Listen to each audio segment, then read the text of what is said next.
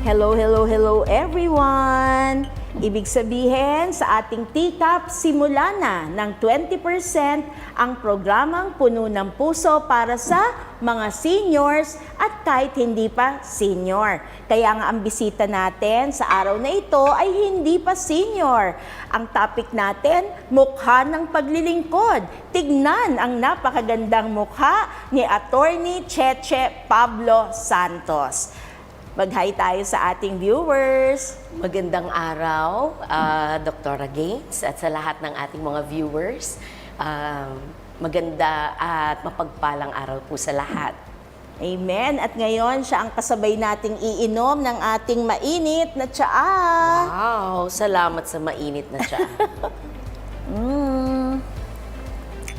Alam nyo, masarap ang tsaa, tsaka lalo na sa nagda-diet. Kaya lang wag nyo akong tignan kasi parang kahit mag-diet ako, it doesn't show. Hindi ka mukha ngayon ng ating bisita. Sinabi natin, mukha ng paglilingkod. Yan ang binubuo natin, hindi ba? At ngayon, kita nyo naman, mukhang-mukha pa lang naman talaga. Maiinggan nyo na ang lahat. Wow, salamat. Salamat, Doktora. Thank you. At ngayon, tignan natin, simulan natin ang ating araw sa pamamagitan ng Word of God. Tignan natin kung anong sinasabi ng salita ng Diyos tungkol sa paglilingkod. This is from 1 Corinthians chapter 15, verse 58. Kaya nga mga minamahal kong kapatid, magpakatatag kayo at huwag matinag, maging masipag kayo sa paglilingkod sa Panginoon. Dahil alam ninyong hindi masasayang ang inyong paghihirap para sa Kanya. Let us praise the Lord. So kita nyo naman, very affirming ang Word of God. Huwag magsawa at magpakatatag daw sa paglilingkod. So Attorney Cheche, ang una kong katanungan sa iyo ay, alam ko meron kang panggabi na programa. Yes. Sa panalangin talaga. Diretsong paglilingkod ito. Opo. Ikwento mo naman sa ating lolos and lolas, titos and titas, paano ba nagsimula yan at ano yung ginagawa mo tuwing gabi? Yes. Doktora, gusto ko rin i-share sa lahat na nagsimula ito during the pandemic. And noong mga time na yon, alam nyo, marami tayong mga pagsubok. I personally encountered a very rare kind of depression. I was diagnosed with clinical depression and sometimes anxiety. Nawala yung espiritu ko. Ganun pala ang depression. Sometimes... Attorney, is this during the pandemic? During the pandemic, yes. At during the pandemic, magkakahiwalay kami ng family ko eh. My husband and my son, they are both in New York, living with my in-laws. During that time, at nandito naman ako, dahil LDR nga kami, nag-aaral yung anak ko sa abroad, yung mga anak kong dalawa nandito sa akin. Epicenter ng pandemic, ng COVID ang New York. Yes. Na halos milyon yata ang nasawi, dala ng COVID. And at that time, comorbid yung biyanan ko eh. Siya yung may kidney problem and heart transplanted na siya bago na yung puso niya. At that time, nag-collapse siya. So sabi ng nurse, bring him home, give him medicine, vitamin C, more fluids, and paracetamol. So ganun lang ang ginawa. And then 2 days after, nag-collapse na talaga. Kinuha na siya, ICU, and then intubated. Sabi COVID. Lahat doon sa bahay na yun, nagka-COVID. And then, at that time, sabi ko, anong ginagawa ko rito? Parang I'm trying to save the world.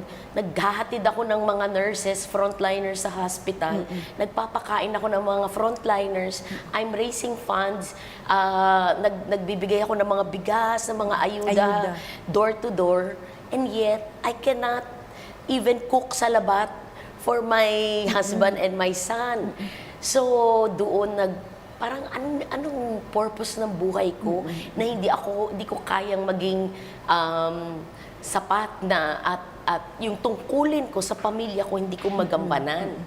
So, ayan na, nagsimula na yung aking depression, nagsimula na yung aking Anxiety? anxiety, at saka may mga pagsisisi, may mga regrets. Nawala yung pagiging bubbly ko, jolly. Talaga palang ang depression, huhugutin niya sa sarili mo, sa katawan mo, ang espiritu.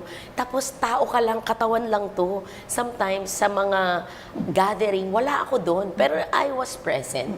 Pero wala doon yung kabuuan ng pagkatao ko. So, Attorney Cheche, para rin sa viewers natin for awareness, no? Ang nature mo talaga, you're a bubbly person, no? Yes. Full of life. Parang life of the party ka. Yes. So, has it ever crossed your mind na mararamdaman mo yan? Never. Sa lugar namin, sa Mandaluyong, pagka may malungkot o kaya gustong matawa ng mayor namin, sasabihin, papasukin mo nga dito si Cheche. Tapos pagka nakapagkwento na ako sa kanila with all actions and all, okay, pwede na, nakarejuvenate na siya ng energy niya at pwede na siyang kumausap ulit ng mga tao. So, yun yung dinanas kong depression. And nagtanim ako, nag-launch ako ng show online. Nag-vlog ka, ganon. Nag-vlog ako, namigay ako ng mga papremyo, pero yung mga premyo natin, vitamin C, honey, Pang good health. Oo, pang good health, kasi nga pandemic. And then, sabi ko, let us pray, anak, kasi parang sabi, meron akong depression, I cannot believe kasi sabi ko, Doc, sabi pa sa akin ng doctor, can you read on hypomania bipolar? Ha? Bipolar na ako agad. Sabi niya, kasi pag binigay mo tong medicine na ito at yan ang reaction mo, well, probably magiging bipolar. Ha? Hindi na ako bumalik kay Doc. Kasi hindi maganda diagnosis. Tapos sabi ko, Doc, 2 hours tayo magkausap. Nakikita mo ba sa akin yung signs ng bipolar? Well, anyway, sabi ko, kailangan hanapin ko yung sarili ko. Nag-vlog ako with the help of my friends, mga neighbors ko. Sabi ng daughter ko, Nanay, why don't you take your prayer online? Marami ding mga tao na in the same situation as you are. Definitely. So, nag-vlog kami, inilalive lang namin yung rosary. Before praying the rosary, Marian devotee kasi ako, Doc. Before praying the rosary, may opening prayer ako na napakahaba kasi nga doon ko inilalabas. Yes. Minsan umiiyak ako doon. Gusto ko humingi. Na-express mo doon talaga. Gusto ko humingi ng saklolo, pero it's parang ayokong paalam sa madla na eto na ako. Parang ganun. Gusto kong humingi ng saklolo, pero sino makakausap ko? Isang 13-year-old at saka 18-year-old na alam mo naman lahat sila nasa gadget, nasa mga rooms nila. So, sabi ng friend ko, dasal lang yan, dasal lang yan. At ganun tayo mga Pilipino eh. Yun ang first Dasal lang resort yan. natin. Dasalan mo, dasal lang yan. So, yun yung naging parang therapy ko. Sometimes, di ba, every time you keep on repeating Hail Mary, no matter how many times, 1,000, 2,000 Hail Marys, it pacifies me. Even if hindi ko na isa-isahin pa ang ibig sabihin ng mga salitang binibigkas ko.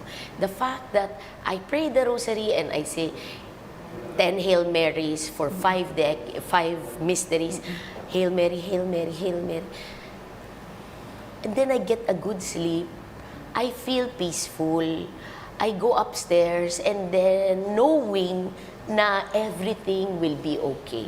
And then the next morning, another fight na naman, no? Surviving, another fight. Eto na naman ako, It's a new day, no? It's a new day. A new challenge. Oo.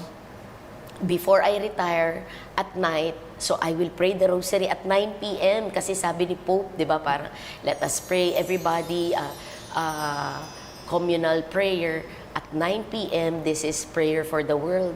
So, 9 p.m. Hanggang sa, naku Dok, matutuwa ka, nag-start kami ng mga 20, nag-reach kami ng 40, minsan nagto-200 na.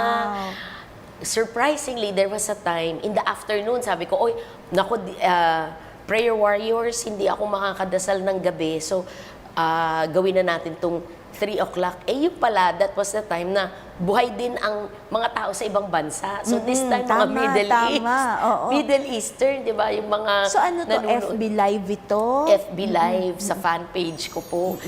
So, nagro-rosary ako and then, umabot kami ng 1.7, 1.8. Wow, all over the world. Tapos iba-iba na mga pangalan, yung mga pangalan nila Sanskrit, hindi ko na mabasa. Tapos sabi ko, hindi ko na kayo mabati. Kasi dati, after the prayer, babatiin ko sila isa-isa. 30 lang naman yun. Di ba, basahin Siyempre ko to sila. acknowledge them, di ba? For being a part of that prayer time. Yes. And then, so na-establish na namin yung prayer life. And then, after yung medyo lumuwag na-establish na namin ang personal relationship. Every 9 p.m., meron kaming bonding. Nung lumuwag na, nagkaroon kami ng Christmas party. Aba. Parang simpleng gathering lang. And nag-usap kami, ano yung experience mo? Paano mo natuntun yung 9 p.m. rosary ko? Sabi, attorney, ano ako nagtatrabaho ako sa hospital.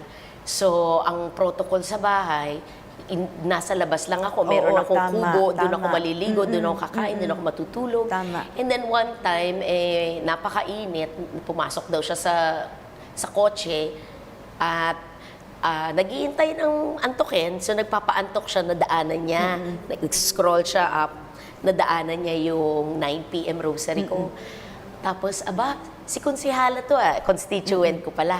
Si konsihala ko pala to sige nga, ano ba meron? So, nagro-rosary. Mga Bosconian. Ang husband ko, Bosconian.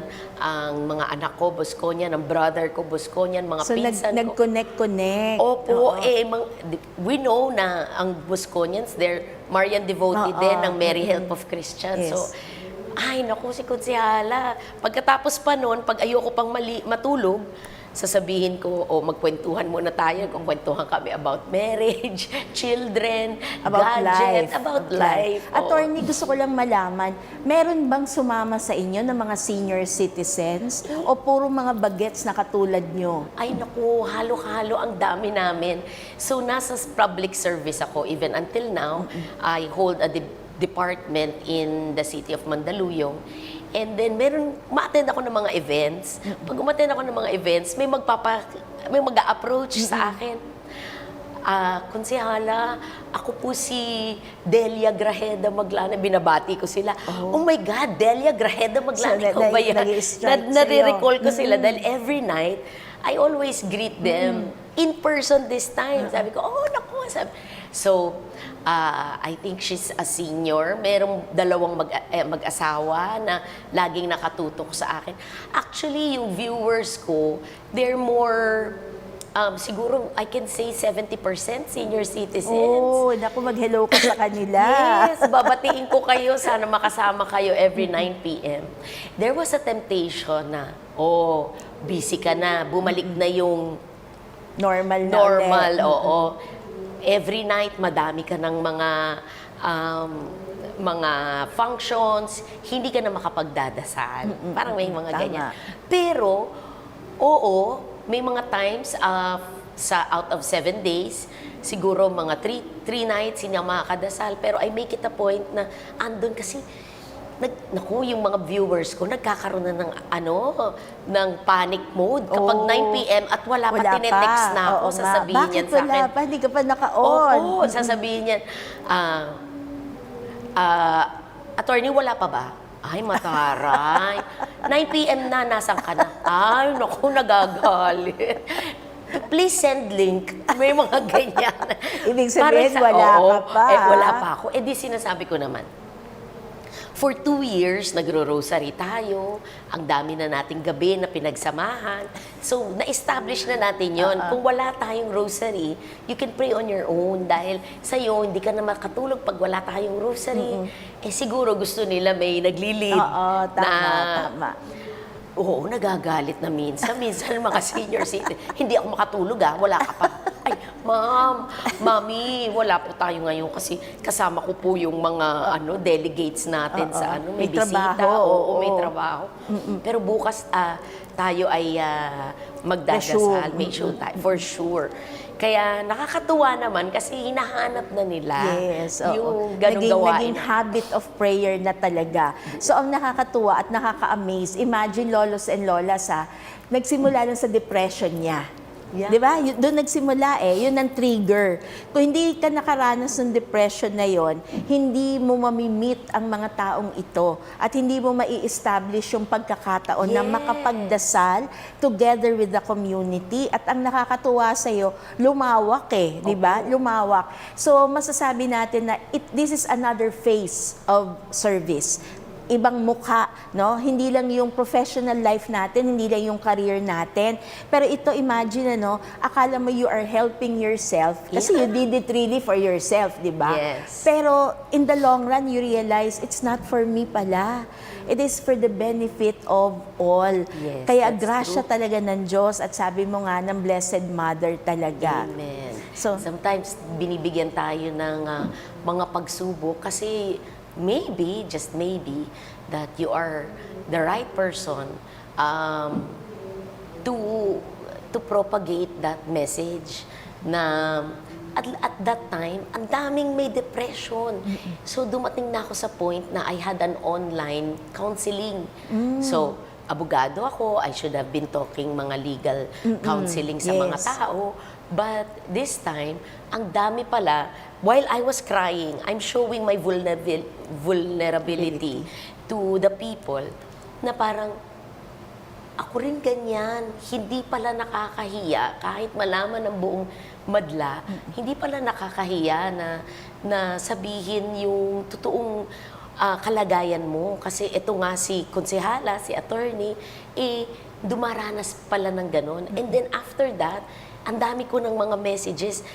Only then, I realized I have to put up a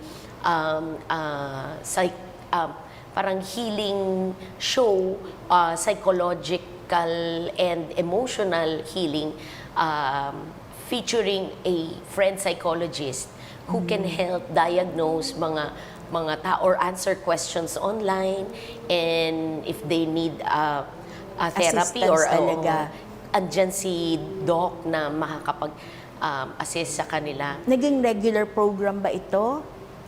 Once lang siya, doktora, kasi they still, kasi parang meron kaming mga guest na nasa video din, parang Zoom din siya. Ang mga doctors, they need to see the patient personally. So, hindi siya regular na online. Pero may mga tanong-sagot. But during that time, may mga lolos and lolas ka ba na Meron. nag-seek ng help? Yes po. Meron tayong mga lolo and lola na, meron tayong lolo na a member of LGBTQ. Aba, talaga. Yes. Na imbis na akala namin siya ay in that state, kasi syempre ang sabi niya, mag-isa ako. Syempre, I'm gay, mag-isa ako. Sino mag-aalaga sa akin? Nakakulong ako rito. Meron akong tagabili ng mga pagkain ko, nauutusan ko. Pero paano pag ako ang nagka-COVID? So, meron siyang fear na asan na yung wala siyang anak, wala nang magulang, ang kapatid ay malayo. So, yun yung kanyang naging tahanan for the time being na merong COVID. At nakakatuwa, imbis na siya ang tulungan, siya ang nakapagbigay ng inspiration sa amin. Parang sinasabi niya, oy, wag kayong malungkot, wag kayong magagaganyan kasi ako nga, anytime kukunin ako ni Lord, baka mamaya, pag nilalagnat ako, lahat na lang ng meron dyan, iinumin ko. Kasi nga, nagpapanik siya. Sino nga tatawagan niya, gano'n. But with the grace of God and yung kanyang positive thinking, kung doon mo makikita na wisdom comes with age, di ba? As we grow older, we are more stronger, wiser. We have stronger faith. So siya, dahil senior na nga siya, he knows better kahit yung kung anong mga dahon-dahon na iniinom niya, alam niya daw Herbal. Oo, binubunot niya lang yan, sabi niya. At marami siyang binigay sa aming advices. So nakakatuwa na akala namin to the rescue kami sa kanya. It's the other way around. It was him who gave us hope, nagpatawa pa, alam mo yon, yung parang, hay nako, walang pandemic ngayon dahil magkakasama tayo. So, attorney, parang nagiging pattern, ano? Ang pattern ay parang akala mo lang may need ka. Pero eventually, parang na-address yung need mo. That's But at the right. same time, nag-extend ka pala ng sarili mo out of service and out of love, unknowingly. Di ba Yes. parang hindi naman yun yung intent eh. So, pattern. So, ano masasabi natin sa lolos and lolas natin na akala lang nila ay recipient sila? Kasi at this stage in their life, syempre inactive na sila eh. Pero how can you inspire them to say na, "Hoy, productive pa kayo"? Ay, oo. My mom is 78. Nako, Doka, every time I talk about my mom, I get emotional. She's 78 at nasa home facility siya sa Amerika. Yeah. And she's suffering with dementia. Ako, naiyak ako doon. And she's way back during her younger years, she's a professional. She managed to get all of my siblings and gave them the American dream. Okay. So, even now, meron siyang dementia. And she's now in a nursing home. Hindi siya tumigil ng kakaturo, kaka-inspire, kakabilin sa amin ng mga kailangan naming malaman. Lagi paulit-ulit ang mga lolo-lola natin. Repetitious Paulit-ulit na, na lang oo. sila, 'di ba? Parang paulit-ulit kasi pero those are words of wisdom na lagi kong siyempre ako naman, naku mami, paulit-ulit ka na lang. Pero bumabaon yun sa isip ko at yun din ang sinasabi ko sa mga anak ko. Hindi po ang mga lolo at lola natin, they are, masasabi natin, they are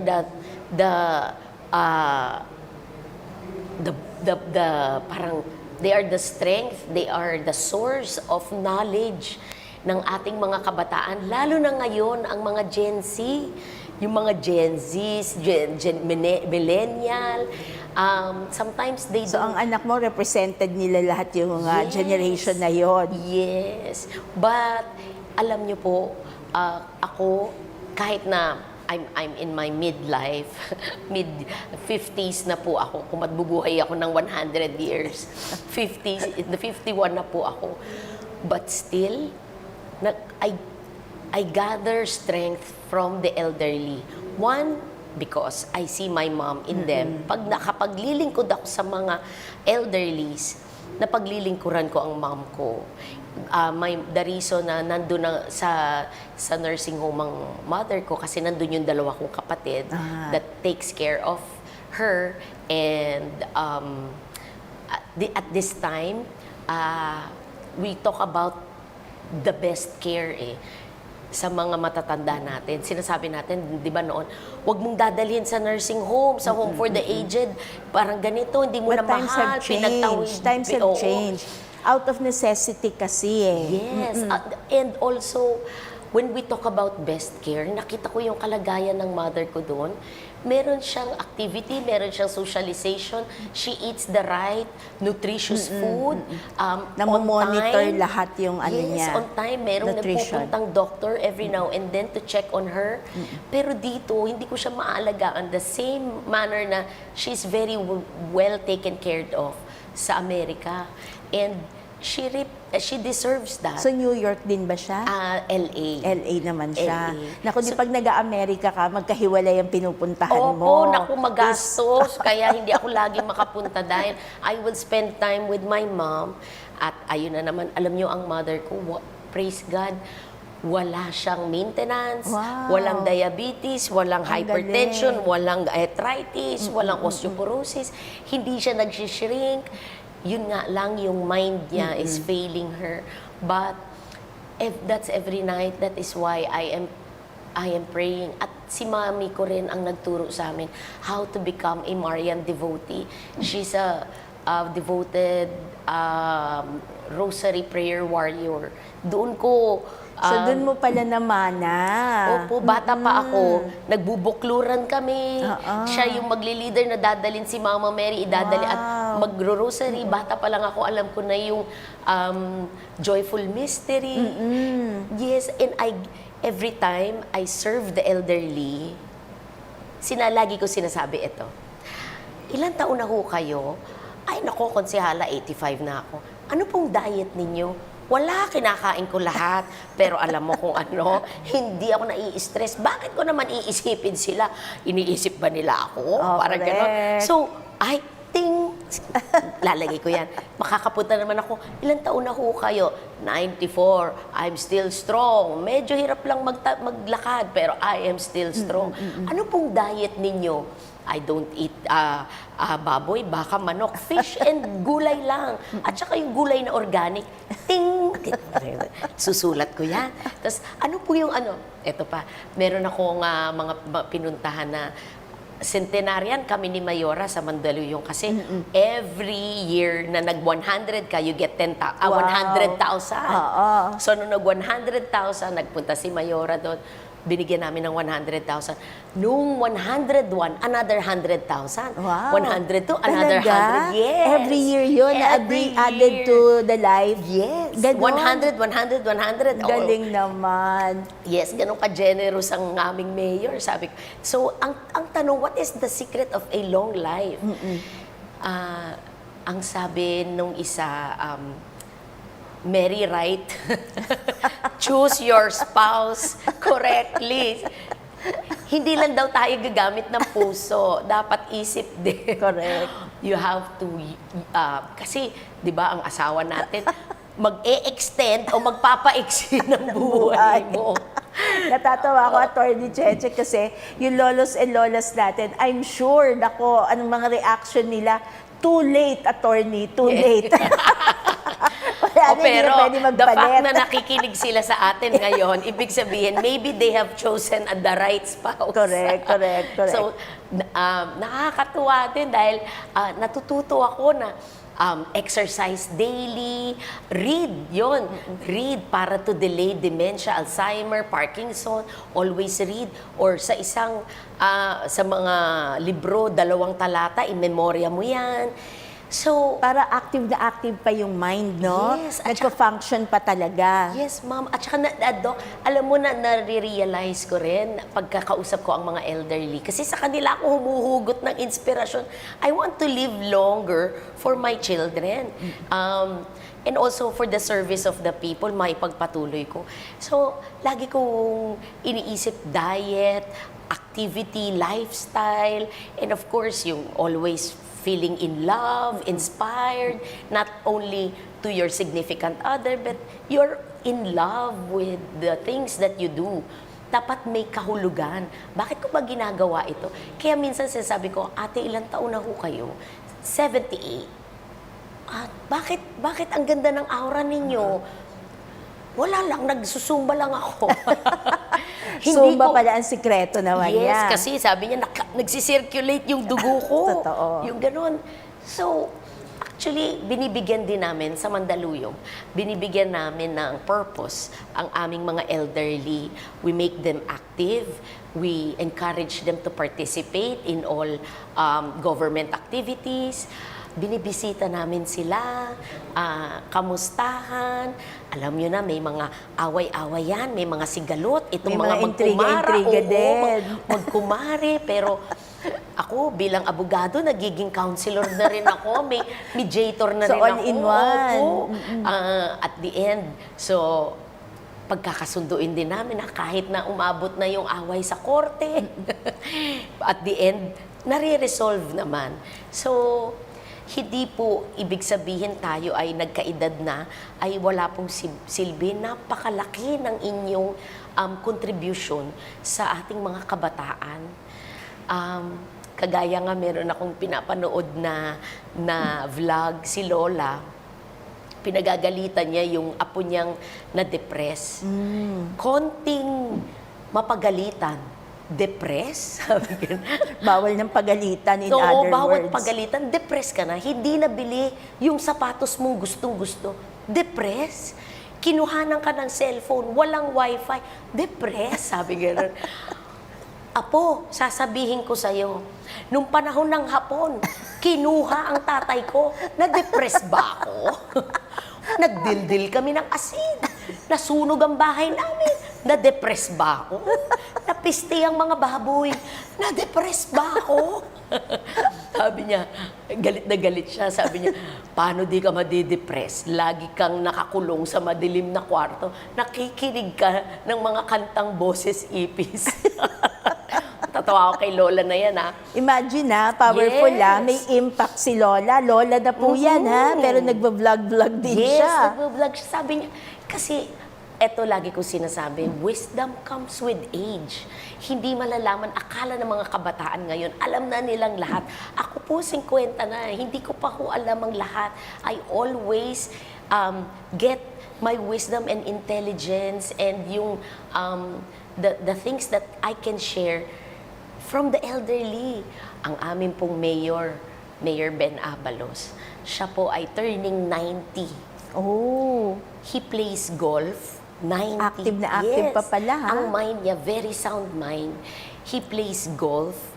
He makes wise decision. Hindi nga lang biglaan. Alam mo yung pinag-iisipan ng mabuti. He makes wise decision. Yung mga salita niya, kakaunti lang, pero those are words of wisdom. Very inspiring. Kaya, gusto ko, ito yung mga elderly na gusto kong pamarisan. At darating ang time, sana abutin natin yung Attorney 100,000. Cheche, malayo pa naman yon. So, kailangan ma-figure out natin after 10 years, i-invite ka uli namin kasi senior citizen Yes. ka na nun. Ay, yes. At ipakita sa lolos and lolas na beautiful ka pa rin. Kagaya nyo, Doktora. At ganito pa rin tayo in 10 years with that. Alam niyo, lolos and lolas, ang dami ko pang itatanong kay Attorney Cheche at marami pa rin siyang mai-impart sa atin. Hindi pa napapag-usapan ng love life niya, hindi pa napapag-usapan ng career, hindi pa, Yes. ang dami pang pwedeng pag-usapan. So sana bumalik ka uli next Monday I will. para sa continuation nitong ating programa at ang binubuo nating tema ay mukha ng paglilingkod. So for this afternoon, thank you so much Attorney Cheche kasi pinasaya mo ang lolos and lolas natin. So hindi lang ito interview kwentuhan, naglingkod ka na rin sa araw na ito kasi pinangiti mo ang lolos and lolas natin. Pero hindi namin iintayin yung 9 p.m. para ikaw maging prayer leader.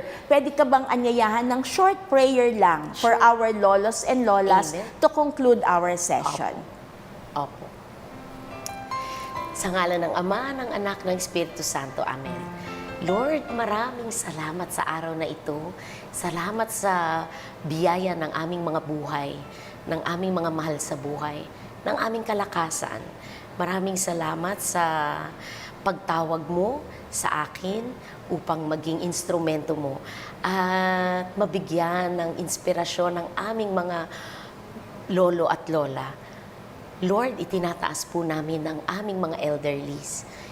Ang sino man, maaaring sila ay nasa kanilang mga tahanan, nanonood ng programa, nasa ospital, nasa nursing homes, nasa home care facilities, saan man sila naroroong lugar, Panginoon. Basbasan niyo po sila, bigyan sila ng kalakasan ng katawan at talas ng pag-iisip, Lord. Nagpapasalamat kami sa kanilang biyaya, Lord, na patuloy mo binibigay sila para kami ay inspire Itahak kami sa tamang landas. Liwanagan ang aming mga isip. Bigyan niyo po sila ng iyong abundance, Lord.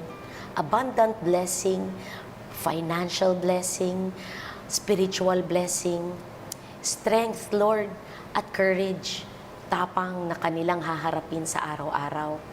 Patnubayan mo ang kanilang mga mahal sa buhay. Kahit na sila'y matatanda na, lagi pa rin nilang nasa isip ang kanilang mga anak, apo sa tuhod. Panginoon, itinataas namin ang kanilang kalagayan, anuman ang darating na pagsubok, okasyon sa kanilang buhay sa mga susunod na darating na araw. Panginoon, gawin mo silang laging handa, laging malakas, at higit sa lahat, Lord, laging nananampalataya sa iyo, Panginoon, at hindi magpapabaya sa kanilang mga obligasyon. Sila po ay mahalaga sa amin, Panginoon. Huwag niyo pong pababayaan ang aming mga lolo at lola. Bigyan niyo po sila ng pag-asa. Araw-araw, paggising sa umaga ay laging pag-asa, Panginoon. Amen. This we ask in Jesus' mighty name with Mama Mary. Amen. Amen. In the name of the Father, and of the Son, and of the Holy Spirit. Amen. Let us praise the Lord Amen. and give Him thanks. Maraming salamat at hindi dito natatapos ang lahat. May continuation tayo. Yes, We'll see you Doktora. again next Monday. Thank you. Bye!